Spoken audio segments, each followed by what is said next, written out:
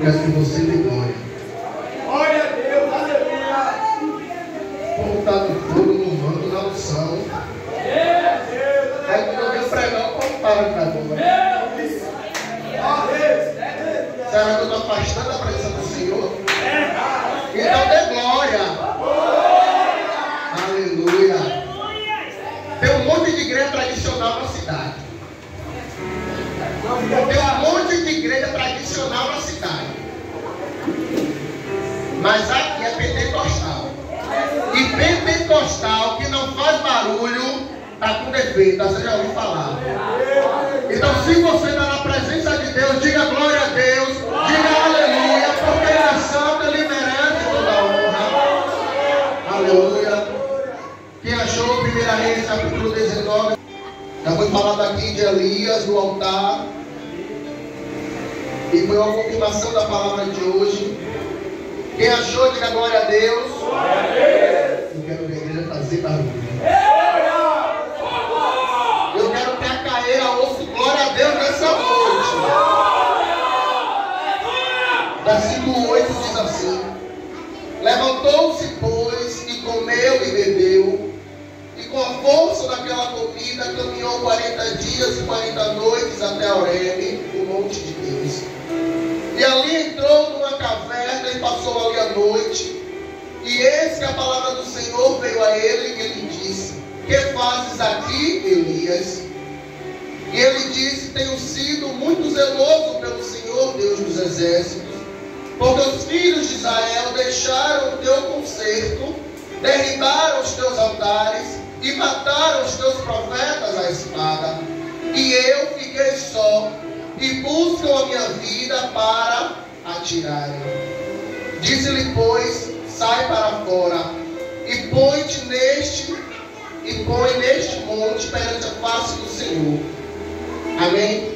Amém. Você pode se assentar dando Glória. Aleluia. Prometo que eu não vou me demorar. Estamos diante da passagem da vida de um homem ao qual eu acredito que todos aqui já conhecem, o profeta Elias. Como muitos conhecem, o maior dos profetas. Alguns dizem que o maior profeta foi Eliseu, porque até depois da sua morte estava operando milagres. Porque a Bíblia diz que já estava ele há algum tempo enterrado, os seus ossos já secos, e naquela mesma cova de Eliseu foi enterrado um homem, e quando o corpo daquele homem tocou nos ossos de Eliseu, aquele homem reviveu. E por isso alguns acreditam que Eliseu foi o maior dos profetas. Eu fico com a tese de que foi Elias, até porque Eliseu precisou morrer para continuar fazendo milagres. E nós sabemos que Elias nem pela morte passou. A Bíblia diz que uma carruagem de fogo desce do céu e arrebata Elias. Então estamos diante de um homem a qual o Senhor tinha um chamado diferente, a qual o Senhor tinha um propósito diferente. Como alguns costumam dizer, o maior dos profetas. E quando o rei Acabe, ele se casa com uma mulher estrangeira, idólatra, ela agora vira rainha sobre Israel por nome de Jezabel. E essa mulher fez de tudo aquilo que era mal perante os olhos do Senhor. Ela traz consigo da sua terra os seus deuses e os profetas desses deuses, os sacerdotes desses deuses, e queria implantar no meio de Israel a sua cultura, a sua idolatria. Quem está me entendendo, diga glória a Deus. Glória a Deus. Só que ao mesmo tempo em que Jezabel começa a querer infiltrar dentro de Israel os seus costumes e as suas adorações pagãs, Deus tinha levantado homens e mulheres que decidiram não se dobrar diante a esses deuses. E certo dia fizeram uma afronta ao profeta Elias e falaram: olha, Elias, vamos subir ao Monte Carmelo e vamos fazer um altar de sacrifício, e ali vamos colocar o animal, e o Deus que responder a oração com fogo, esse é o verdadeiro Deus. Diz a palavra do Senhor que Elias, na certeza do Deus que ele servia, sobre a vida dele, ele começa a desenhar, agora assim, comece a orar primeiro. Meu Deus. Comece a orar primeiro para ver se o Deus de vocês vai queimar o holocausto com fogo. E a Bíblia diz que aqueles sacerdotes começam a clamar a Baal, começam a gritar por azar e nada acontece. E chega ao meio-dia, Elias começa a rir da cara dele. Elias começa a dizer: olha, clame mais alto, grite mais alto, talvez o seu Deus esteja dormindo. Então se você gritar mais alto, ele pode ouvir. E nada aconteceu. A Bíblia diz que então os sacerdotes começam a se cortar, fazendo eles mesmos ser sacrifício sobre aquele altar. E Elias começa a dizer ao entardecer: olha, quem sabe o seu Deus não está viajando, quem sabe ele não está em alguma reunião, então clame mais alto. E nada aconteceu. E a Bíblia diz que então Elias se põe de pé diante do altar do Senhor. E antes mesmo de ele começar a preparar o sacrifício, a Bíblia diz que ele começa a reparar o altar. A palavra reparar o altar é a mesma coisa de consertar o altar. E quando ele começa a consertar aquele altar, a Bíblia diz que ele repara e vê que aquele altar está cheio de cinza. Ele começa a tirar as cinzas, corta o animal em pedaços, e para dificultar ainda mais, para rir ainda mais a cara do seu inimigo, ele começa a jogar água. Mas se ele está pedindo para que Deus responda com fogo, como é que ele manda jogar água sobre aquele sacrifício? É porque ele tinha a certeza do Deus que ele servia. Momento nenhum passou a dúvida sobre a mente de Elias se Deus iria ou não fazer acontecer. Momento nenhum Elias teve dúvida se era realmente um chamado do Senhor. Momento nenhum Elias teve dúvida de que quando ele consertasse o altar, reparasse o altar do Senhor e tirasse a cinza, o Senhor iria responder com fogo. Porque a dúvida ela atrapalha. Então ele manda jogar água e começa a orar. Ah, Deus de Abraão, Deus de Isaac, Deus de Jacó. Senhor, para que o teu nome não fique envergonhado, e para que todos saibam que há profeta em Israel, responde com fogo. E todos nós sabemos o que a palavra diz, que na mesma hora desce fogo do céu, lambe toda aquela água e consome o holocausto. Você pode dar glória a Deus? E então o acordo era o seguinte: aquele que perdesse iria ser morto à espada. Então agora era a hora de Elias. A Bíblia diz que todos os 450 profetas de Baal e mais 400 de Azera foram mortos a fio da espada. Todos eles foram mortos. E então Acabe, que ali estava presente, agora corre para o palácio e chega diante de Jezabel, a sua esposa, e diz: olha, Jezabel, fizeram um acordo lá no monte, e Deus respondeu com fogo, e os teus sacerdotes perderam, e agora estão todos mortos. Então Jezabel se enfurece e manda um mensageiro para Elias, e disse: senhora, diga a Elias que amanhã, a esta mesma hora, farei com ele o que ele fez com os meus profetas. Eles também estará morto ao fio da espada. E a Bíblia diz que Elias então ele começa a temer. Ele começa a ter medo em seu coração. Ele chama Eliseu, seu moço, e a Bíblia diz que ele começa a fugir. E quantas vezes nós começamos a fugir diante de nada? Porque um homem que acabara de fazer acontecer um dos maiores eventos que a Bíblia pode relatar, fazer descer fogo do céu para matar 850 sacerdotes do inimigo, agora tem medo de uma ameaça. Não foi nem medo da rainha, foi medo da ameaça da rainha. E às vezes nós enfrentamos tanta coisa, e diante de uma pequena ameaça, diante apenas dos rumores das guerras, começamos a temer, meu pastor.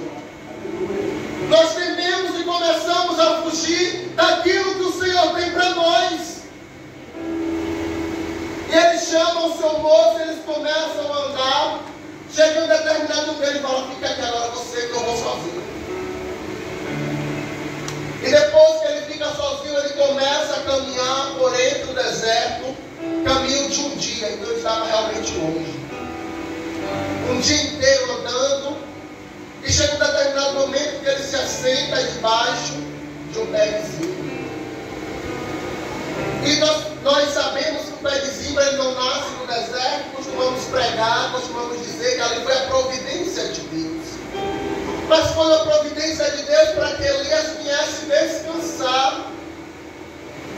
E a Bíblia diz que o anjo chega para Elias e acorda ele. Levanta, Elias, come e bebe. Elias come o pão, bebe a água e volta a dormir. Elias volta a dormir. E depois de mais um período de tempo, o anjo novamente o acorda e manda ele comer e beber, porque ele ainda tinha que caminhar.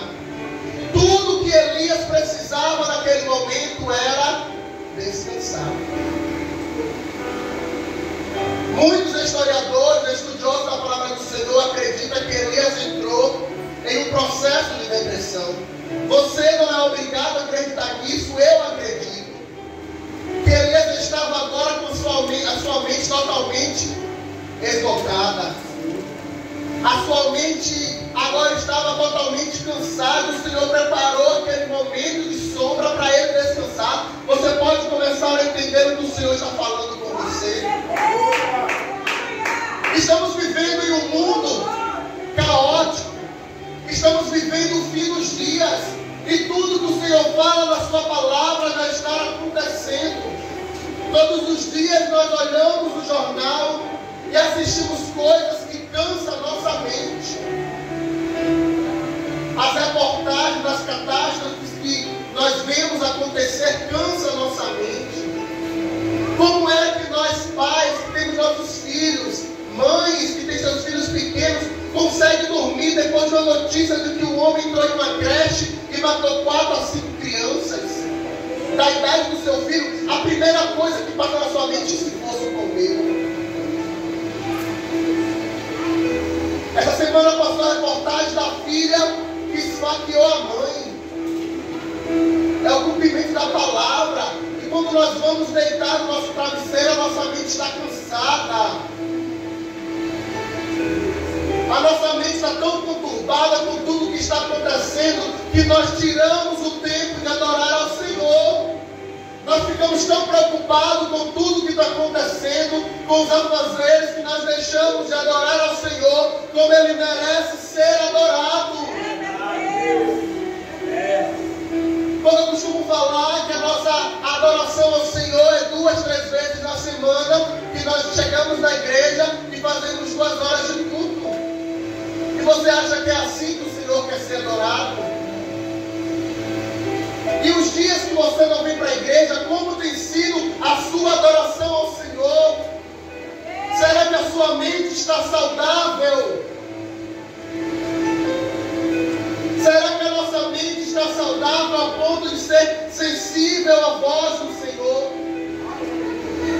Ou achamos que Deus só vai falar conosco se vir um vaso rodando, pulando e entregando alguma coisa? Através do louvor o Senhor fala contigo. No seu quarto o Senhor fala contigo. Tem um louvor que diz assim: fecha a porta do seu quarto e ora. Quem já ouviu? Mas Senhor, como é que isso vai acontecer? Porque só quer respostas. Ele está dizendo: fecha a porta do seu quarto e ora. Acabamos de sair de uma pandemia de 2 anos e meio. Praticamente 2 anos e meio. Quem aqui perdeu algum parente, algum conhecido, alguém próximo? Levante a mão, quem perdeu alguém próximo? Ninguém? Só eu? Não dá. Vizinho, conhecido. Mas mesmo que você não perdeu alguém próximo, eu tenho certeza de que todos os dias aparecia 5.000 mortos, 4.000 mortos, 3.000 mortos. Isso afeta a nossa vida.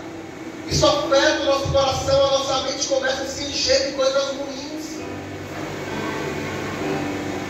Um tio meu que morava no Ideal, congregava na Igreja Verdade, crente, há muitos anos casado, ficou doente, foi para Santa Casa, com 2 dias na Santa Casa, mandaram para Salvador, e mais uma semana chegou a notícia, morreu, estava com o barco lá morrendo.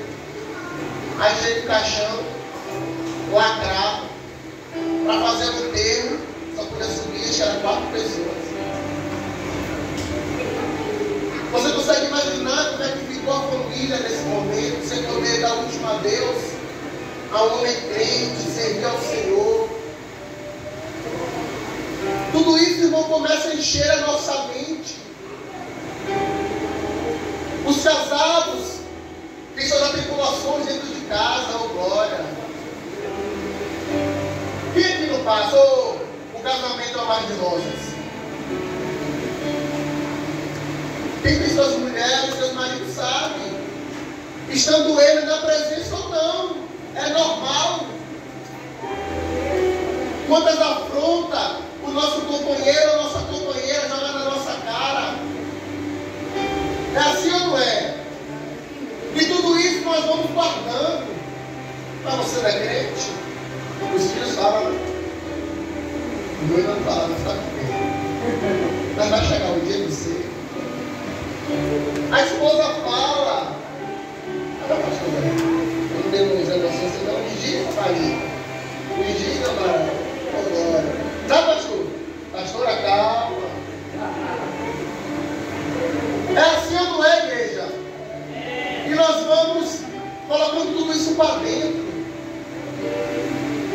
Eu estudando a palavra do Senhor, quando o pastor falou que ia trazer a administração, eu falei assim, mas Deus, só porque a mulher falou que ia matar, ele agora chega dentro da caverna e fala, Senhor, eu estou aqui, mas eu não quero mais viver, tira a minha vida, por causa de uma ameaça.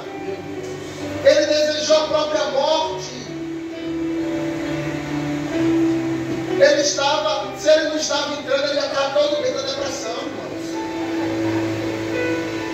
E nós começamos a dizer, espalhar, depressão é demônio, precisamos tomar cuidado com essas palavras, porque os demônios se influenciam para que a gente entre nessa situação, mas depressão é uma doença da mente.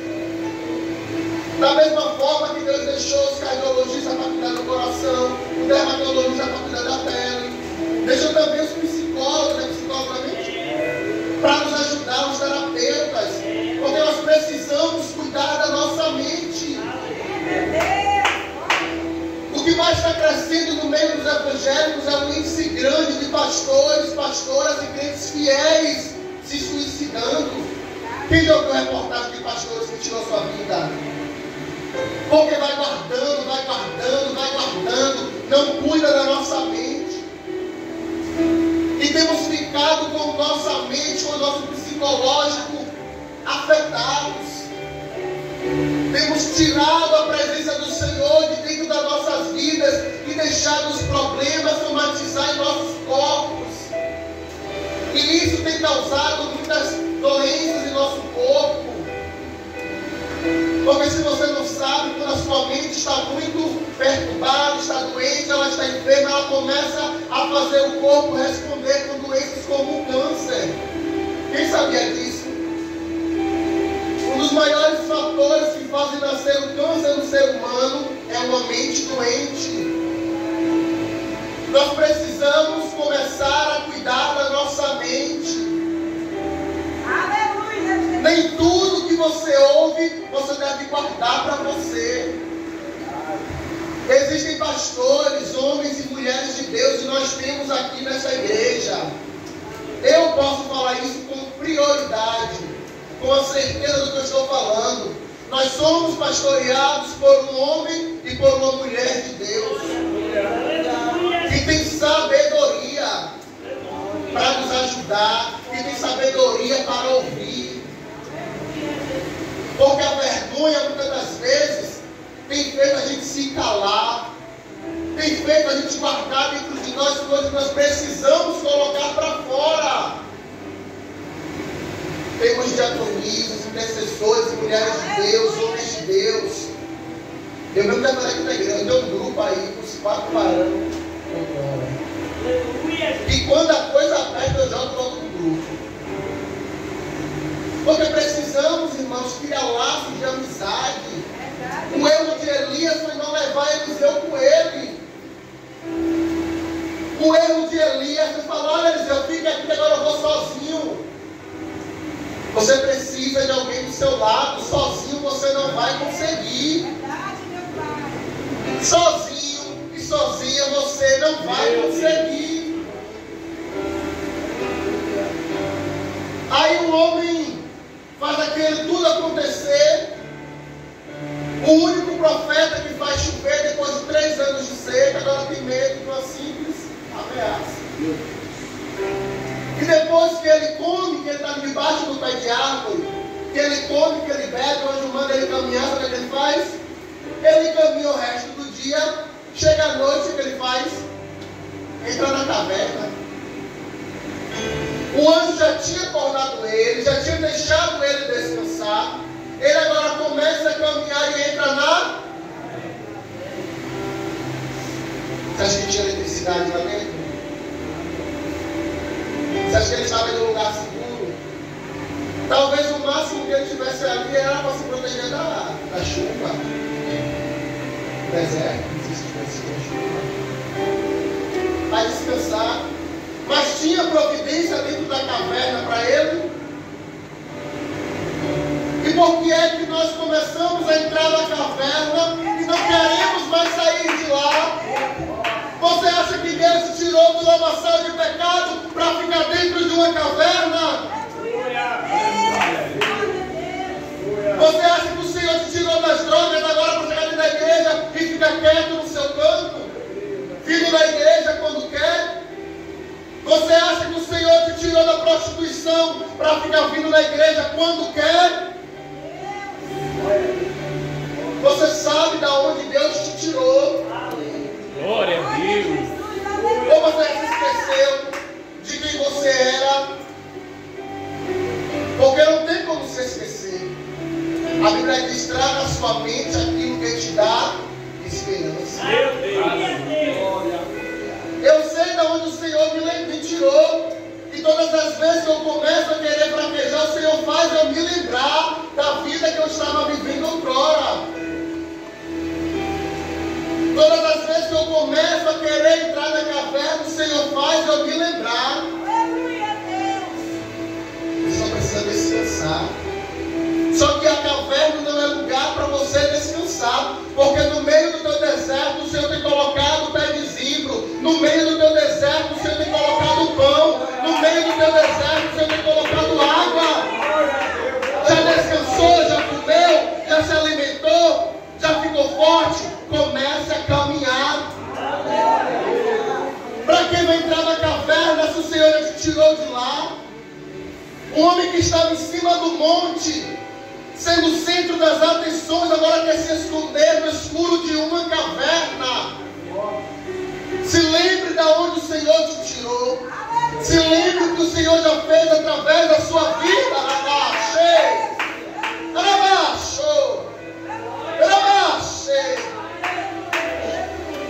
Porventura queres tu voltar para onde já esteve? Queres tu voltar para a mesa do bar? Quer você voltar a se ajoelhar para as imagens? Quer você voltar para as drogas? Quer você voltar para a prostituição? Quer você voltar para a fofoca, para a mentira? Meu Deus. Quer? Então não entre na caverna. Está passando pelo deserto, Elias também estava. Elias estava no meio do deserto, sozinho. Quantas vezes nos sentimos só? Senhor, mas a igreja está tão cheia, você está só. Tem coisas que é você Deus. Mas tem horas que não. E você tem que estar sensível para saber a hora que é você e Deus e a hora que você deve pedir ajuda. Não entre na caverna como fez Elias. E E o que eu acho interessante é que quando ele está dentro da caverna, o Senhor chama Elias e diz assim: Elias, o que está fazendo aí? Não foi? Não. Ele fala: Elias, o que você está fazendo aqui? Ele falou: Elias, o que você está fazendo aí dentro da caverna? Falou? Ele falou: Elias, o que você está fazendo aqui dentro? O que ele não sabia, irmãos, é que ele estava passando pelo deserto por um momento de ameaça, mas o Senhor estava com ele. Ele não estava sentindo a presença de Deus, porque senão ele não temeria. Se ele estivesse sentindo a presença do Senhor com ele, ele não estaria com medo. O maior profeta de todos os tempos, como alguns acreditam, não estava sentindo a presença de Deus. Aí você acha que vai chegar momentos que também não vai bater a dúvida na sua mente. Só que Elias já viveu isso e deixou a palavra aqui para nós aprendermos a não duvidar. Elias já viveu isso e deixou aqui nas palavras do Senhor: não entre na caverna. Porque mesmo dentro da caverna o Senhor estava com Elias. Mesmo diante da ameaça o Senhor estava com Elias.